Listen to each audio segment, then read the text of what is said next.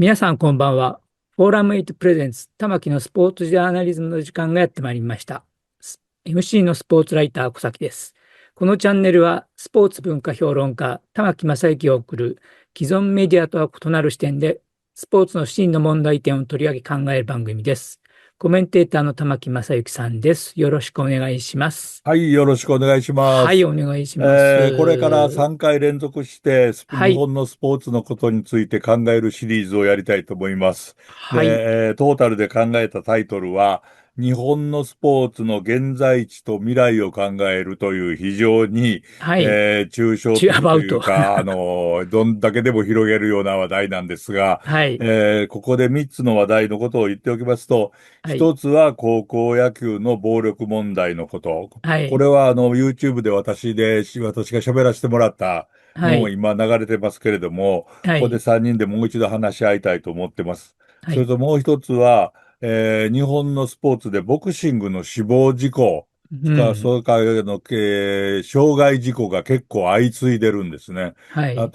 脳にまつわる傷害事故が、6回もあったと。はい。そのうち2回、2人が死亡事故につながったといううん。のがあります。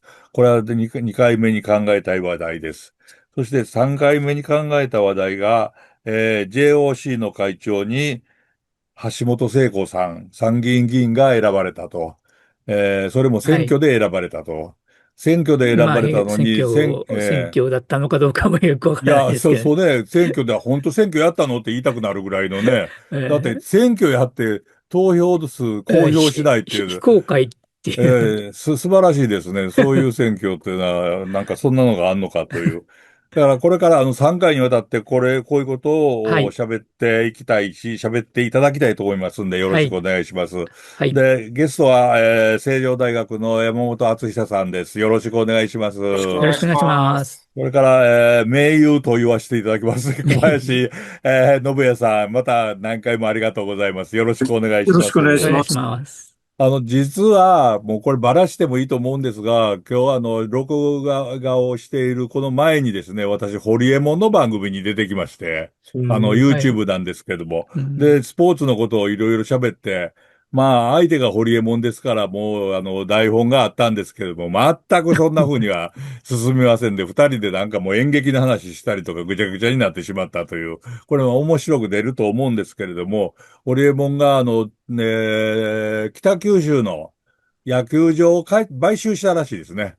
で、それで、独立あリーグのチームを持って、これから、バナナベースボール、アメリカのバナナボールのようなものうん。をやっていって、ぶつけていこうなんていうことを言っておられた。これも面白いなと思いまして、ぜひとも見てもらいたいなと、9月1日ぐらいからアップされるそうですが、そこでの結論は、日本でマスメディアがスポーツを支配している限り、日本のスポーツに発展はないというのが大結論になりました。うん。で、その中で、市場規模の話が出て、これ結構ね、山本さん面白いなと思ったんですけども、2023年に、1ドル150円で換算すると、だいたい世界の市場規模が73兆円ぐらいだったらしいんですよね。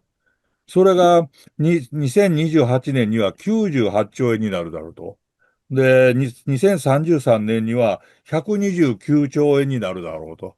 まあ、今から10年近く後、8年後ぐらいには129兆円規模に行くだろうと。今、日本のスポーツの規模がだいたい10兆円弱、8兆円から9兆円というふうに言われてるんですね。で、目標は15兆円と言われてるんです。で、そんな話を今日ちょっと聞いたりとか喋ったりとかしてきた中で、高校野球の暴力問題とか、もう話すのが嫌になりまして、はっきり言いますと。それで、何を小さいことやってるんだというような感じがしたんですけど、まず最初に、やっぱり高校野球の問題からいきたいと思いますね。山本さんに、まず、感想を聞かせてください。広陵高校の問題が表沙汰になって、途中で出場辞退ということになったんですが、これについてはどう思われましたですか？いや、正直なところ、はい。どれだけね、慶応高校とか、ああ、なんていうのかな、新しい民主はい。的な野球部みたいなものの演出はい。がね、仙台育英も含めて、はい。ここ数年間展開されてきて、はい。で、高校野球もしかしたら変わったのかなうって思わせん。るような象徴的なチームがいくつか取り沙汰されていたんだけれど、はい。そんなことでね、高はい。校野球の根本的な部分が変わるわけないだろうなと思っていはい。て。うはい。ん。で、案の定、でも、なるほど。一旦ね、その民主的な方向に触れた高校野球的世界の中から、うん。声が出やすくなったっていうことは確実にあって、ああ、なるうん。だかほど。ら、ああいうそうですね。慶応とか仙台育英みたいなエリートうん。校のうん。爽やかな野球が出てきちゃったうん。時に、一方で温存されている古い体質みたいなものを、はい。まあ SNS 通じてまあ今回出てくるわけですけはい。ど、そういうものをやっぱりオープンにしていっても、高校野球はこう柔軟に受け入れるんじゃないかっていうふうに思ってうん。いる層の人たちは多分いたと思うんですよ。なるほど。はい。だからはい。浄化作用を促うん。そうっていう、働きがあって、はい。うん。で、案の定、やっぱり日本の高校野球の中に、こういうものは日常的にうん。温存さ存在す。れているんだなっていうはい。ことが見えたと。うだから逆にん。言うと何をそんなにみんな驚いたんだろうっていうあ、考え方もできるかなとは思いますよね。そうですね。前から昔から言ってることじゃないかと。うん。で、高野連の方にも年間なんか1000件ぐらいの、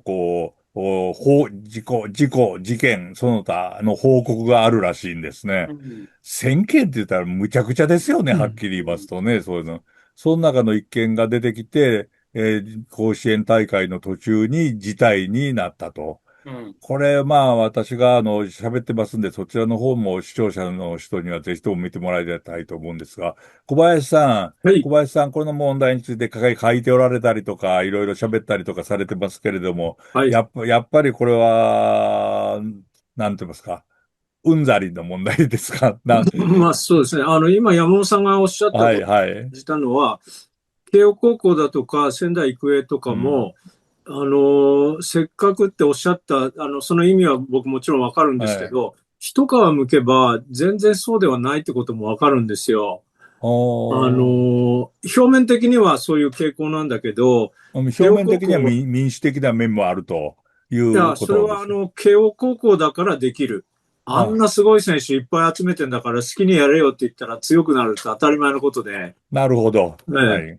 でも、それも含めてね、メディアは高校野球をきちんと伝えてないっていうことの象ああ、徴だと思うんです。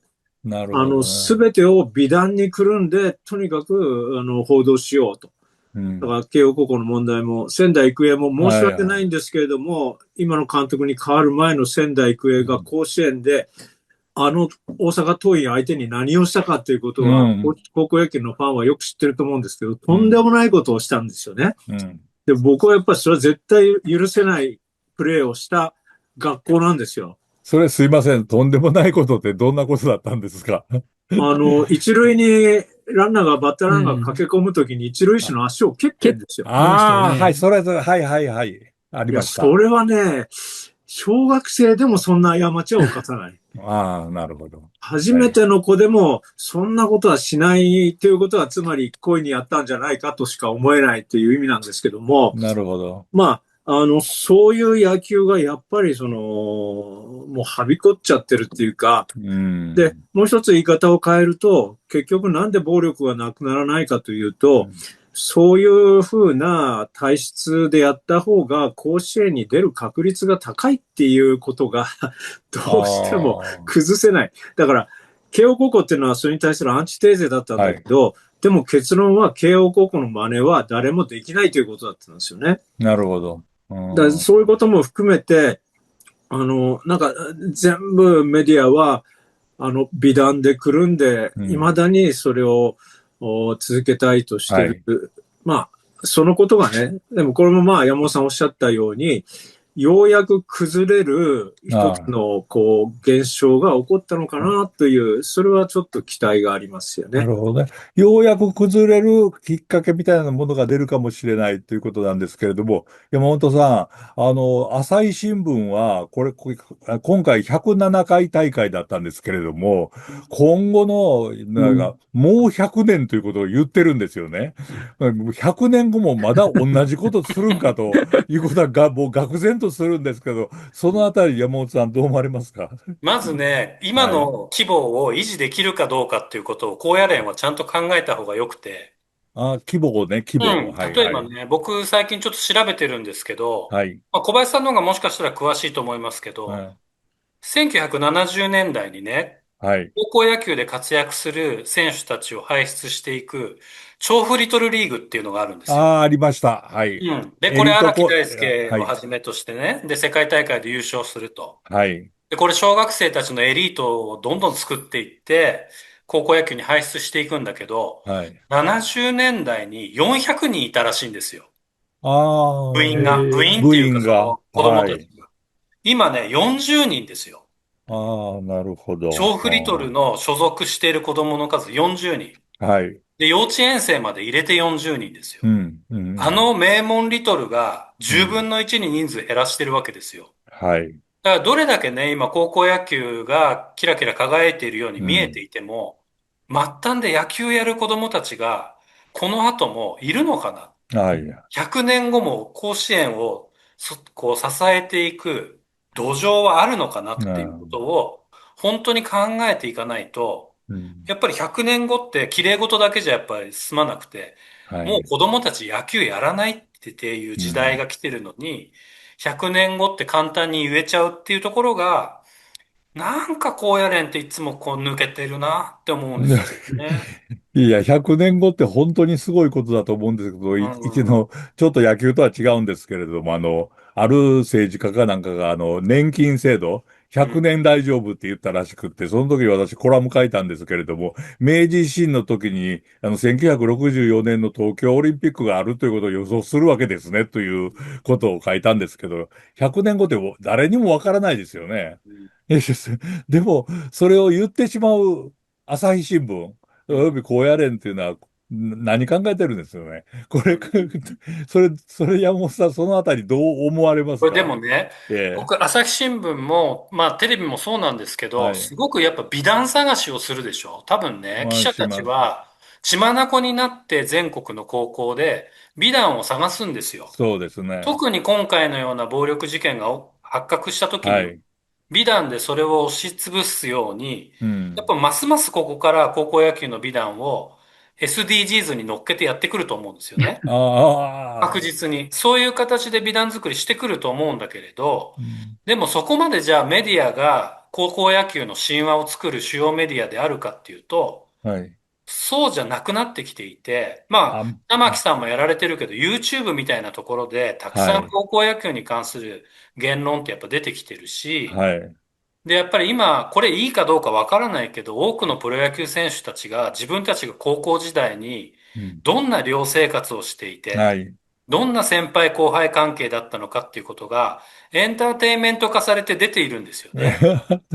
だから、どれなるだけね、ほど。NHK や朝日が高校野球は美しいってやっていても、当の本人たちが自分たちのチャンネルでうん。高校野球の、まあ、裏の部分をね、はい。どんどん喋ると。うん。でも、これも美談にくるまれてはいるんだけれうん。うど、ん。うん。でもそういうふうになると、情報統制は、今後、朝日新聞だけが情報統制することは多分できなくて、はい。いろいろなところから、まあ特に YouTube 中心に、はい。いろいろな経験が語られ始めてきたときに、うん、自動的にやっぱり厳しくなって、苦しくなってくるんじゃないかなと思いますよね。なるほどうね。ん。そうですね。本当、その通りで100年後までこれ続くって、野球が続くかもわからないのに何を言ってるんだという言い方もうん。できるでしょうけれども、うん。そもそも人口減少の中でということもあります。ただ、うん。今回、これの、また今週号の最新号の週刊文春に載った広陵高校の記事、私も読んだんですけど、これ小林さん、はい。私も読んだんですけど、これ完全に犯罪ですよね。もう別に暴力のだとか、協力だとか、教育的なしつけだとか、じゃなくて、これはもう、犯罪としか言えないようなことを、監督が率先して隠蔽工作までしているということなんですよね。これがなぜ取り上げられないんですかね。いやだから山本さんおっしゃったようはに、暴力事件なんかも今お笑いのネタになっているはいじゃはいはい。ないか。だからどっかで違い保険っていうのか、スポーツ、まあその中でも高校野球のこう中で起こっていることは、法律とは無縁のところで許され笑ってしちゃいけないけど。まうというか、あの、これだけコンプライアンスとかね、パワハラセクハラに厳しいのに、その矛先が高校野球にだけは向かない向かない。という時代がね、長かったと思うんですよ。うんで、それありえないでしょうって言ってる方がなんか野暮なことを言ってる人みたいな感じでね、それは僕や玉木さんがまさにそうなんですけど、まあ、あそう。さっきの山本さんが野球少年が少なくなってるっていうのは全くその通りで、高校野球の部員数も、まあ、つい数年前は16万とかって言ってたのが、今もう12万、それ女子のマネージャーを含めてそういう人数、もうこれが激減するのはもう数年前から分かってるんですけど、多分甲子園に出てくる学校は減らないんですよね。はいはいはいはい。都道府県で一校もありませんとかっていうことになると、お尻に火がつくんだけど、甲子園に出てくる学校はやっぱり高いレベルであるので、つまりそれも裏返して言うと、朝日新聞や日本高野連というのは、甲子園のことしか考えてないんですよ。足元がどうなってるかなんて、彼らの範疇じゃないんです。これ僕は、真夏の甲子園はいらない本で、甲子園にも朝日新聞にも取材を試みたときに、一番はっきり分かったのは、彼らは甲子園の大会しか考えていない。高校生の教育だとか、高校の部員たちの日々の生活や悩みなんていうものは彼らにはどうでもいいことだって、これがね、本当は一番問題だと思うんですよね。問題です。甲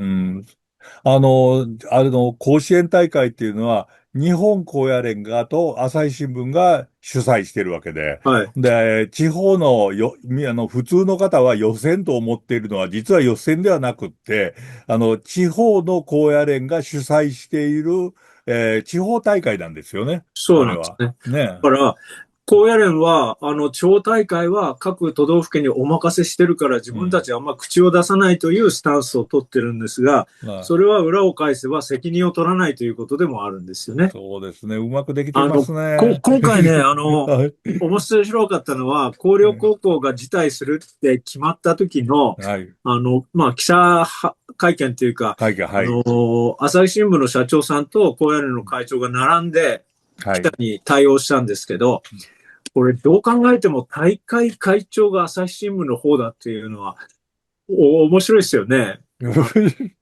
日本高野連の会長は副会長なんですよ、大会の。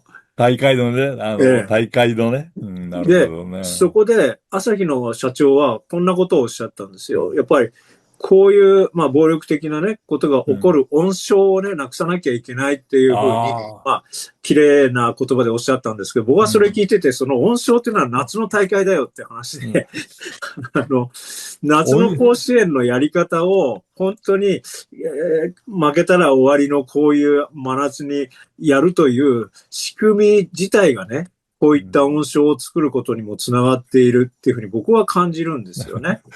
温床がいけないと言った人が実はその温床を作っているんではないかと。僕はそう思うし、それからもう一つ面白かったのは、次に高野連の会長が、誹謗中傷などそういうことは困ったもんですね、みたいな質問を受けたときに、いや、この SNS があったおかげで、こういう今まで表に出なかったことが、みんな共有できたんで、これはこういう情報は、大切なことだと思いますっていう発言をされたんですね。これはね、結構僕、と思って、非常に前向きな、この会長なら、一歩、だからやっぱり会長と副会長変わった方がいいなと思った。なるほどね。宝会長は、そういうふうにおっしゃったそうですけど、私は、閉会式で宝会長が、やっぱり3つの F というのをまだ言われたのが、それが、愕然としまして、要するにフェアプレイとフレンドシップと、もう一つがファイティングスピリットなんですよね。ファイティングスピリットがスポーツに必要だと、まだ思ってる人がいるというのは、日本のスポーツ界として非常にまずいので、そんなに3つの F が使いたいなら、私は、思いついたんですね。山本さん、フリーダムスピリットでいいんじゃないかという。なるほど。うで、ん。ラグビーの平尾誠二と喋っていたときに、ボールがルーズボールになって、それを奪いに行くと。その時に、やっぱり、行け気合だって行けとかいうのは、あれは、いくらそんなに気合い入れたところで気合が入らないと。ただし、ボールを取ったら自分たちが自由になるんだと。相手に取られたら自由がなくなるんだということを思ったら、それは力が出ますせって言ったんですよね。これ、フリーダムスピリットって英語ではダメなのかな。どう思われます？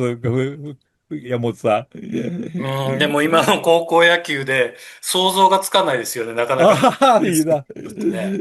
なるほど。いや、今おっしゃったところはね、僕は野球の本質に関わると思っていて、うん。高校野球がある限り、野球ってすごく上位形、その支はい。配的な構はい。造の中で行われて、はい。監督の言うことを忠実に聞いて、犠うん。牲的にやるのが野球だっていうふうになってるじゃないですか。なってます。高校野球はなってますね。はい。でも、本当にそれが野球なのかって言ったら野球に失礼っていうかね、僕はそれですごいああ、腹が立つんですけど、そう、野球って全く反対の面があって、はい。実は個人競技的なね、うん。ゲームですから、もうその場に任された選手がどんなことやってもいいっていうか、自由にうん。発想できるうん。のが野球なんですよね。うん。でもそういう良さを、まさに平尾さんがおっしゃったのと逆うん。のことをやらしてて、うん。自由なんていうものを、束縛してるから野球が面白くない。うん。で、今回沖縄尚学が優勝して、はい。沖縄県出身で、今も沖縄の高校にすごく指導をなさっている、かつての監督さんに聞いたんはい。ですよ。はい。はい。そしたら、あの、沖縄の子はね、根性とか嫌いだからね、あのどっちかっていうと、キューバスタイルっていうか、要するにえ頑張るけど別にやらされるとか、そういうのはあんまりないんだよねって。だから、なるほど。今回決勝戦で先発して投げたね、2年生はい。ピッチャーみはい。たいに、本当に大きな舞台ですごい伸びる子いるんだよ。あれはね、やらされてないからああいう成長があるんだよって言って、それはね、意外とその沖縄の野球にはね、うん。これからの高校野球が学ぶべきっていうか、なんだ、それが本当の楽しい野球だよなっていう手がかりはあるのかななんていうことをちょっと思いましたね。ああ、なるほどね。大阪を中心としたガチガチと、あるいは東京を中心としたガチガチの野球、エリートの野球が、ちょっと東北の方に行って、新しい自由の風が吹いてるのかなと思ったら、沖縄ではもっと、沖縄の土着の面白さで野球が育ってきたっていうような、山本さん、今の元高校球児の、コメントとしては私非常に面白いなと思いました。野球には本当もう面白いことはあるんですよね、これ。日大三高のね、生徒はい。たちとこう並んだ時の体つきが全然違うんですよ。全然違いました体がね。小さい。で、そう細い。ですね。うん、そうで本当にすね。昭和の高校生みたいな、ガチガチにこう作り上げうん。てない体のまま出てきてるんではい。すね。はい。で、ほとんどレギュラーメンバーは沖縄の子たちだし、そうですね。うん、まあ別にね、高校生がチャンスを求めて日本中どこに行ってもいいとは思いますけうん。ど、うん、でも沖縄の子たちがムチムチに筋トレしてない体うん。うで、ん。でもあれだけ敏捷に動けて、ショートの子なんうん。か本当にいいショートだなと思いあました。あ、うん。小さいんだけれど、うん。うん、でもああいうのは小林さんおっしゃるように、まあちょっと新しい高校野球のモデルとして、アンうん。チテーゼとしてね、はい。うん、一つこう提示されてるのかなっていうのは僕も思いまうん。したね。なるほどね。うん。さあ、そこ山本さん、あまり長くこればっかり喋っていられないんですけれども、高校野球、これからどういうふうにすればいいか、あるいはどうなるか、そこら辺はどう思われてますか、今。これはね、まあ、私たち3人でも何度かお話はしてきたと思うんですけど、はい。やっぱりね、一回負けたら終わる夏っていうのが、多うん。分、甘酸っぱい青春のストーリーに欠かうん。せないんでしょうけど、うん。でも野球をやりたい子たちにとって何にもいいことがないと思うんですよ。はい。うん、だから野球の中に、リーグ戦を用いるとか、はい。もっともっと試合をたくさんやれるような、うん。うん、そういう環境を作っていかないと、本当に野球やる子たちいなくなっちゃうんじゃないかなと思っうて、ん。なるうん、ほどね。いますね。そうですね。小林さん、前、宇治原さんと喋ってもそういうような結論にやっぱりなって、今のトーナメント制というものが、春、夏、秋で、弱い学校は3回しか試合できないと。1年のうちにと。これが問題じゃないかって、いうことになりました。やっぱり今、山本さん言われた通り、思われますか、小いや、林さん。本当前も言ったと思いますけど、僕はい。が高校野球の指導を手伝った、40年ぐらい前は、東京はい。は春の大会にさえ出られなかったので、あ弱いあ学校は秋5回コールドで負けて、あ。は夏い。5回コールドで負けて、もう1年間で10イニングしかやらなかっいや、た。そうすると9番バッターは2回しか打席に立てなかったっていうね、笑えない現実を誰も救おうとしないわけですよね。なる今でもそれほどね。は近いものがあって、それになるほど。はい。ただ、山本さんもおっしゃったけど、このやり方を変えなきゃいけないよねっていうところまで、その綱領の問題じゃないんですよね。うん、そうで綱領すね。がどうなるかっていうことに、なんか、ターゲットを絞りね。たがってるのをメディアの防衛策で、はい。綱領の問題じゃないんだと。うん。高校野球全体の問題だし、うん。これ言ったらすごい怒られるかもしれないけど、これに加担してるのは、高校野球っていいよねって言ってる一般の方々なんですよ。うん。だから甘酸っぱい夏を求めてるのはな高校るほど。生ではなくて一般の方々だと僕は思うので、このなるほど。方々にどうやってその高校生の苦しみをね、分かってもらえるんだろうなっていう、ここが一番辛いところですよね。なるほどね。そう、一般の人々の、なんというか、思考と言いますかね。夏にビールを飲みながら、暑い夏にクーラーつけて高校野球を見ながら、わーっと一人で手を叩いてるおっさん連中に、なんか言いたいなと、私も思いましたです。20分で番組作ろうと思うと、本当にあっという間に思ってしまって、これなんかはもう2時間ぐらい喋っていたいぐらいですけど、山本さん、最後に高校野球について何か一言お願いします。いや、小林さんがおっしゃった通りだと思うんですけど、はい。これね、本当にこの夏、綱領の問題に終わらせちゃダメなんですよ。はい。うん。うん。で、お二人が書かれた、真夏の甲子はい。園いらない。やっぱね、はい。こういう声も、実はやっぱり僕はエネルギー持ってるなと思っていて、はい。今回こういう事件が起きた時に、やっぱり高校野球の勝利至上主義とかね、うん。そういう言葉が普通の人たちの中からも出てくるようになってきているっていうのうん。は、お二人がやっぱりああいう本書かれてるっていうことは大きいと思うので、我々もやっぱりそういう言葉使いながら、きちんとこう批判的な高校野球への愛を発信していく必要はあるし、意味があるなとなるほど。思ってます。うん。ありがとうございます。本当にいろんなことを発信していたら、あまりにもなんて言いますか、のれんに腕押しで、こう、結構がないなと思い続けた50年ですけど、私は、山本さんにそういうふうに言っていただくとすごく嬉しいと思います。1回目の、日本のスポーツの現在地を考えるというのを、これで終了しますが、2回目、3回目もっと面白くしたいと思いますので、どうぞよろしくお願いします。はい。どうも1回目ありがとうございましありがとうございまた。した。はい。では、皆さんご覧いただきありがとうございました。次回のフォーラム8プレゼンツ、玉木のスポーツジャーナリズムは、今週のテーマ、日本のスポーツの現在地と未来を考えるのエピソード2、ボクシングの死亡事故を考えるです。引き続き山本さんと小林さんと共にお送りします。それでは皆さん次のエピソードでお会いしましょう。さようなら。